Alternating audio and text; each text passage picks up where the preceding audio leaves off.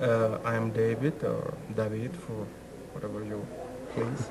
David Dávila Viller. I hold a doctorate in social history from the University of Paris and a doctorate in government from the University of Essex in England. And I'm a full-time professor. I'm a tenured professor.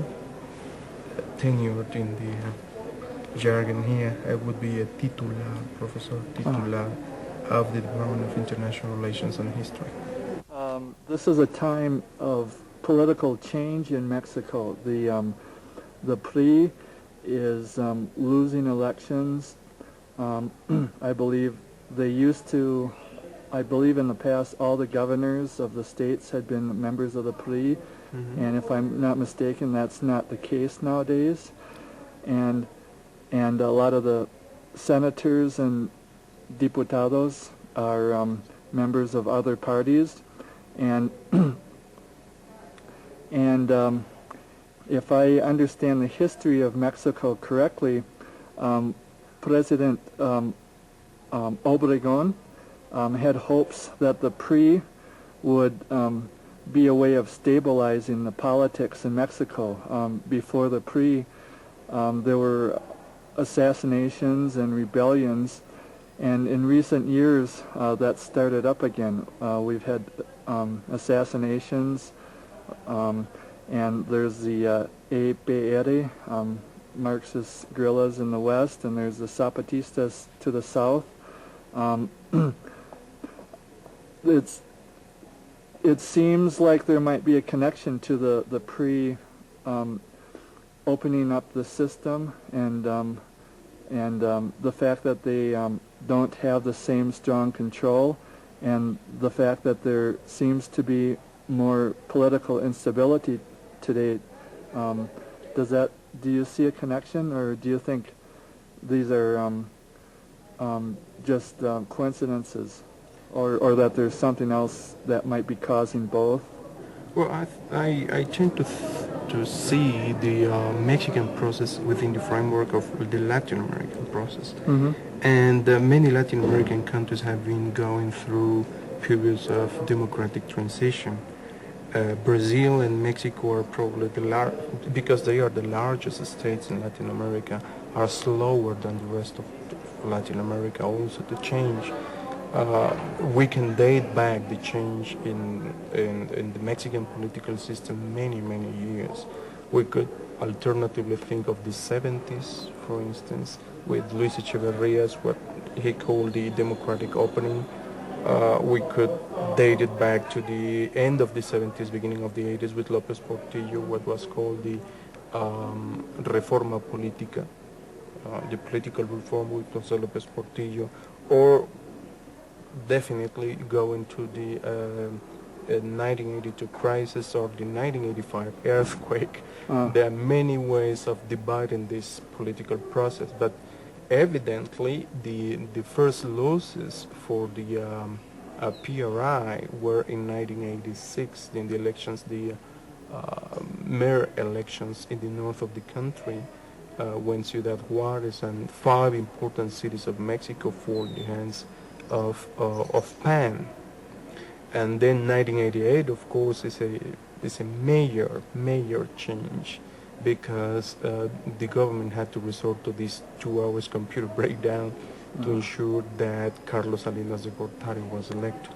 And that is important. Do you feel that was on purpose, or could it have been an accident, or maybe some outside party who wanted the PRI to look bad? Yeah, well, the consensus sort of is a consensus among my favorite writers, is that whatever it was on purpose, it was accidental. The result was that the PRI had won the presidential elections, but for such a margin that it would have lost the control of the Chamber of Deputies, which is happening now. But if it had happened in 1988, the country would have gone unruly. So the position of the PRI was, okay, I won the elections, and that was true, but it had won the election for 30-something%, not by the 50% that he claimed. That is the point. Now, Cuauhtémoc Cárdenas in 1988 had a very powerful coalition, not a single solid structured political party. It was a coalition. When he ran for president? When he ran for president was the Frente Democrático Nacional, that included actually a party that now took his name. I mean, there's a Partido Cardenista that has nothing to do with Cardenismo, actually. And in the years following 1988, largely because of political inability of Cuauhtémoc Cárdenas, this Frente Democrático Nacional split. And it took many years to rebuild a strong political party like PRD, the backbone, and that's important to remind, the backbone of PRD is the ex-Communist Party. And many other parties like Partido Mexicano de los Trabajadores with now gone Alberto Castillo, for instance, and many other leaders from inside, from within the political party, the PRI, that went out with Cuauhtémoc Cárdenas, chief among them, of course, Porfirio Muñoz Ledo. Now, this PRD now, it has been reorganized, but Cuauhtémoc Cárdenas has long been called the leader of the unorganized society. Behind PAN, you have the middle classes and a lot of militancy and provincial committees and many other things. Behind PRD, you have urban movements, you know, disenfranchised, marginalized, popular neighborhoods, shantytown, as we call it in Mexico, colonias populares, peasant movements, and also, of course, some unions, and a large sympathy. Cuauhtémoc Cárdenas is largely a charismatic personality, and the whole party is around that charisma. If you have a name of Cuauhtémoc, which is the last Aztec emperor, and Cárdenas, which is the best president ever, which was his father Cárdenas, too, which was his father, then you have everything to win, of course, in Mexico. So if Cuauhtémoc Cárdenas was Pepe Rodriguez, I don't know what the result of the last election would have been. Then, in other words, this last election, it is like a culmination, the end result of many other processes that have been going through. For instance, before these elections, PAN had already won 5 governorships. It was ruling already 5 states. Of course, this is to balance the equation, because the governor of Mexico City is far more powerful than probably all the governorships of Mexico combined. Because a quarter of the population of Mexico lives in Mexico City. And the resources, and the budget, and the education, and the federal government, and the imaginary. This is important, you know, Mexico is ruled from Mexico City. This is important, and it has always been like that. Mexico City has had that character since the colonies, or before the colonies. So it's the center, it's the nervous center of Mexico City. According to the last figures that I read last night in the TV, and I saw in many media, PRD won 22%, and PAN 20% of Congress. That is, PRD is now ahead PAN in Congress. That's extraordinary. It's a new party, or at least in name, it's new. Yes, it is. And I don't know the results in the Senate. It could be different in the Senate. But PAN, I mean, did well after all. I mean, it's the governorship of Querétaro and the governorship of Nuevo León. And don't forget that nowadays, Nuevo León, and in particular Monterrey, it is second city. And for many reasons, Nuevo León is the industrial, you know, nerve of Mexico nowadays. You know, many things happen in Monterrey. So Monterrey, Querétaro, and the other 5, that makes 7 for PAN, and 1 for PRD, but 1 that is a big one. This, of course, reflects what you were saying about Álvaro Obregón, the decomposition of the political system, and of course of the official party. You see, this is not the first time, of course, but since Obregón we hadn't had this kind of situations. in the United States, it's more often that you have an attack against the president or a high-ranking official. In our case, I mean, these last years we witnessed the killing of Luis Donaldo Colosio, and everything points, I mean, to the Prinosaurs, as we call it in Mexico, the old guard of the Prinosaurs. And also Ruiz Massieu, the leader of PRI. I mean, that's two killings. And then you see many things within what it has been called the official family or the revolutionary family. Some of my friends even tell me that this acceptance of Cuauhtémoc Cárdenas as mayor of Mexico City responds also to a quarrel between the group of Monterrey within the revolutionary family and the group of Mexico City and the state of Mexico. In this quarrel then, Alfredo del Mazo, the candidate of PRI, was the representative of Mexico City, the center. And Ernesto Zedillo was ready to concede that Cuauhtémoc Cárdenas was the winner, and very quick. You know, fast counting of ballots is wonderful, but if you're the president of a country, you cannot give official congratulations to a winner of 5% of the votes. You know, 5% of the votes were counted at the moment that Zedillo, or 10% of votes were counted only at the moment that Zedillo was already giving congratulations, Cuauhtémoc, you're the new mayor of Mexico City. Now that has several meanings to explore. One is the pre-militancy should understand that Cuauhtémoc is the winner, and that Cuauhtémoc shouldn't be bothered. You know, can leave him in peace. He won. Right. And I'm saying that he won. That's important. And secondly, this quarrel, as I was saying, if the PRI would have accepted that Alfredo del Mazo was the winner, then Alfredo del Mazo would be the secure candidate of PRI for the elections of the 2000s. Now, in that case, then, the center of Mexico City, whose leadership would fall in the hands of Alfredo del Mazo, would rule the country again in the 2000s. And actually the group of Monterrey, this group of northerners, I'm sorry, they had been ruling the country at least for 3 sexenios, in the sense that Miguel de la Madrid, Carlos Salinas, and Ernesto Zedillo are the 3 persons that came with Monterrey, the ideas of openness, economic liberalism, etc. Of course, Mexico has been changing, but it has been changing in many other dimensions. So if you date it back to 1982, then you see it as an economic process. Well, from that point of view, Mexico has changed. You know, Mexico is now the world-class exporter.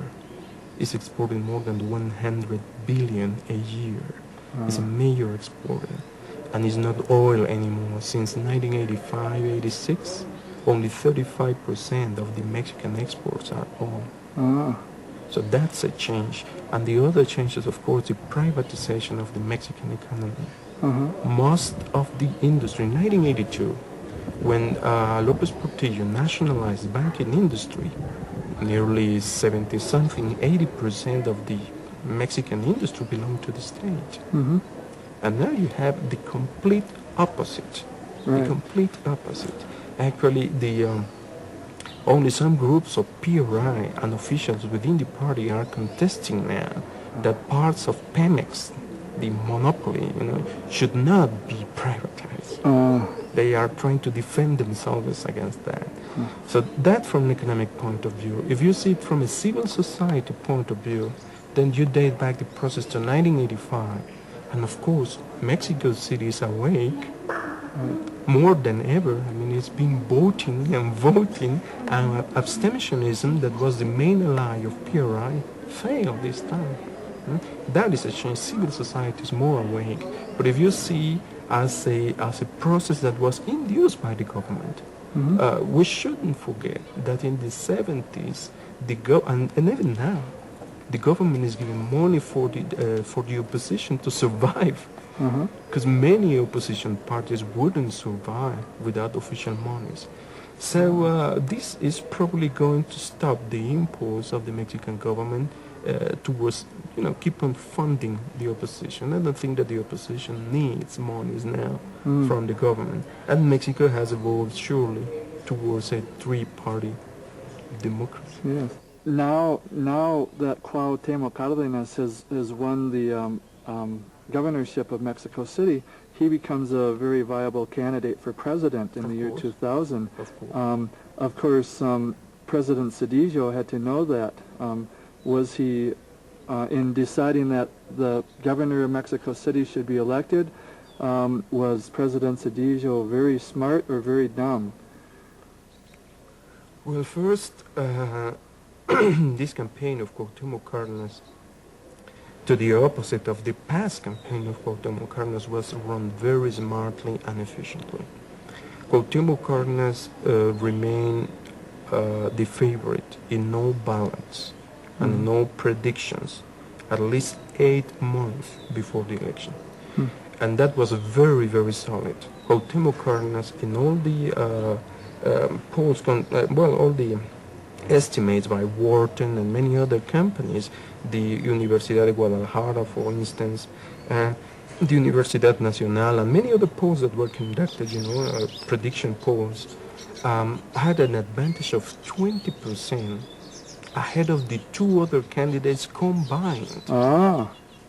Combined. So that that gave, a very strong leverage to Cuauhtémoc Cárdenas. He could, for instance, decide not to discuss publicly with the candidate of PAN. This is, I'm going to have this discussion just with... that's right, the exactly, debate. I read about that. The debate, and then the candidate of PAN was virtually excluded because Cuauhtémoc didn't want. He was already the winner. And then the other thing is Mexico is younger, Mexico is more politicized, Mexico is more universitary. There's a lot of young persons studying in Mexico City. It's more intellectual. Mexico City is different from the rest of the country. And in 1988 already, Mexico City had voted for Cuauhtémoc Cárdenas. And in the results for the presidential election. Yep. And finally, it's important to say, it's important that Mexico City wouldn't let or wouldn't allow, as in other background parts of the country, the ballots to be robbed. There is more certainty, more citizen participation, and for pre-RI, it's very difficult, to cheat in Mexico City. It's easier to cheat in other states, Some states, even in this occasion, the military was present all the time. And people had their fingerprints taken at the elections. Yeah, well, yes, but the soldiers vote also. And I have heard many things and read many things that the soldiers are not as free as we would imagine to vote, for instance. Or even here in Puebla, this is, I shouldn't be saying this, but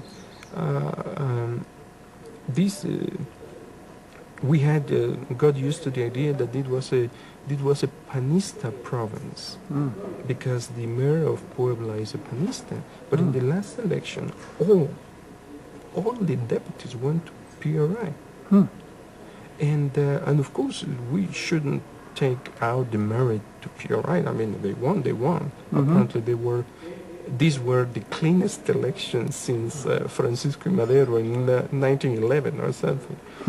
And but no, this victory, of PRI, what we call in Mexico carro completo, for PRI, raises suspicions. But this wouldn't have happened, for instance. And again, in Puebla, abstentionism was very high. But again, Puebla is different from Mexico City, and the participation of the citizenship is different as well. In Mexico, ejidos are communal lands set aside by the federal government for poor peasant farmers. Ejidos permit these farmers, who are too poor to own land, to have land they can use for grazing or crop production. They live off what they produce, and often sell the extra. Since NAFTA, however, the ejido system has been breaking down. I asked Dr. Dávila what he sees as the causes of this breakdown, what the possible political and social results might be, and what he believes will be the effects of NAFTA. Well, I think the first thing to say is that the Mexican agricultural system had been in crisis for some time, particularly since 1973-74. In those years, Mexico lost the self-sufficiency in grains and basic grains, as we call them, maize and corn, beans, soya, and other things. But since those years, we hadn't had a real recovery of the Mexican agricultural system. And the ejido has been in crisis for as many years. What the law of 1992, that was enacted in 1992, that was the agrarian reform of Carlos Salinas de Gortari, what that law did was just to officialize something that had already been happening. That is the demise of the ejido system, the parcelization of the ejidos that according to law couldn't, and the sold out of portions and even complete ejidos to larger owners. Now I think we are facing more or less the same situation as before the revolution. The land is concentrated, and of course the best land is even more concentrated. And the ejidatarios, we divide the ejido, what we call the self-subsisting ejido, and the infra-subsistence ejido. And it's sad to accept that many of the ejidatarios are below the subsistence level. They don't produce enough to feed themselves. The problem with NAFTA is, the connection with NAFTA is that on the one hand, it's important that all the factors of production are free to be traded among the three partners. And if you see it from a productive point of view, a middle-sized plot of land or a large-sized plot of land can be used for commercial agriculture. You know, I have been in Idaho, potato state, and I have seen, land that has been cultivated very efficiently. But first, Mexico doesn't have the same agricultural conditions, not the same amount of water, not even the same amount of land or the quality of land that in the United States. And yet, Mexico has more biodiversity than Canada and the United States. And what we do with commercial agriculture is to destroy all the biodiversity in order to cultivate one single crop. From that point of view, commercial agriculture can be a very potent enemy of biodiversity. But then coming from the point of view of production, probably using all that technology, resources, fertilizers, commercialization circuits, etc., and quality circles, that could be very good and produce a lot of food. The problem is that if we privatize the land, we have 14 or 15 million peasants that would be landless.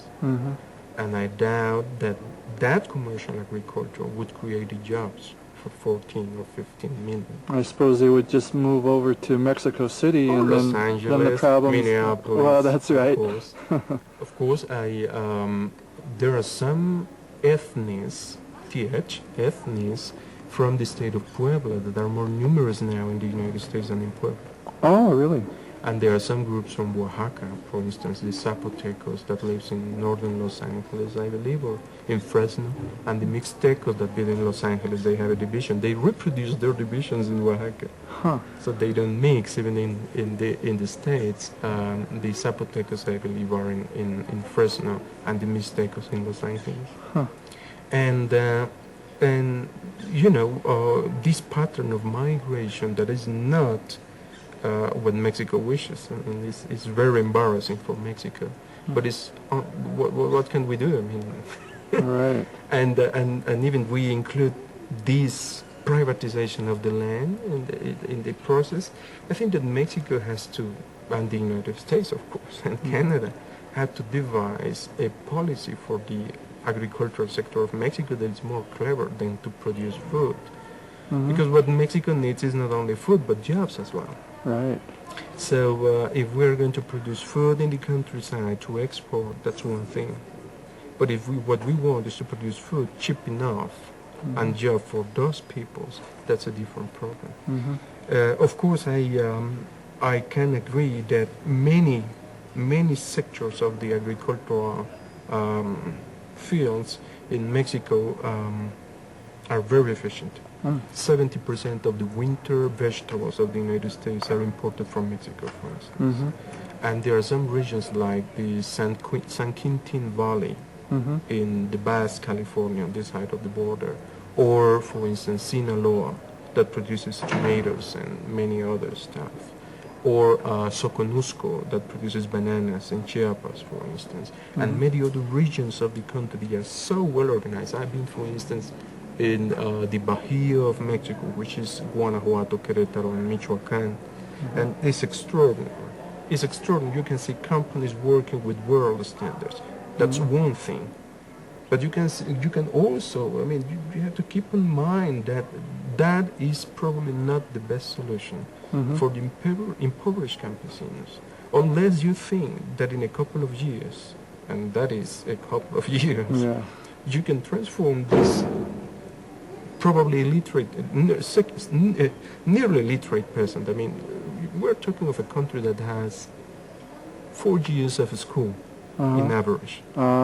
And the critic says 4 years of bad schooling in average. So you have illiterate peasants. Among the peasants, probably 10 million are Indian. So you have those persons that have been resisting Spanish, for God's sake. And you want them to learn and export. You know, you guys get organized. We're going to compete with the American and Canadian agriculture. Well, that cannot be done feasibly in a couple of years. And what you can produce in a couple of years is a mass exodus. Now, exodus, I mean, this immigration, massive immigration to the United States has been changing our profile. In some years ago, we used to say that you need money to immigrate. So it was a sort of elite of peasants that immigrated to the United States, an elite of moneyed peasants. They had money enough to cross the country and to live in the United States for some time until they get a job. And sometimes they have to pay people to get them across the border. Of course. Now, this profile has changed. There is an increasing proportion of women with children immigrating to the United States. And they don't have much money. They don't. Now the situation is that if you go to some regions of Jalisco, Michoacán, there are towns where there are no men at home. They are children or elderly men. But there are no able men. It's women cultivated. And this actually matches all the appreciations of UNESCO and the FAO and many other organizations. Most of the food in the third world is produced by women. So poverty, agricultural poverty in Mexico is becoming female. And that poverty is the one that is starting to immigrate in bigger numbers to the United States, women with children. So the connection with NAFTA would be, to create a special agreement for Mexico. On the condition that, for instance, subsidies that were granted to the ejidatarios or the campesinos were not for export. What would be the harm, I mean, for the United States or Canada if we subsidize food for the people in Mexico, not for export? Other sort of business, for instance, agro exports, that, I mean, should be submitted to the rules of international trade. That I agree. But what the poor peasants in Mexico need is assistance. And that, I think, I should stop my point there. Okay. Well, thank you very much.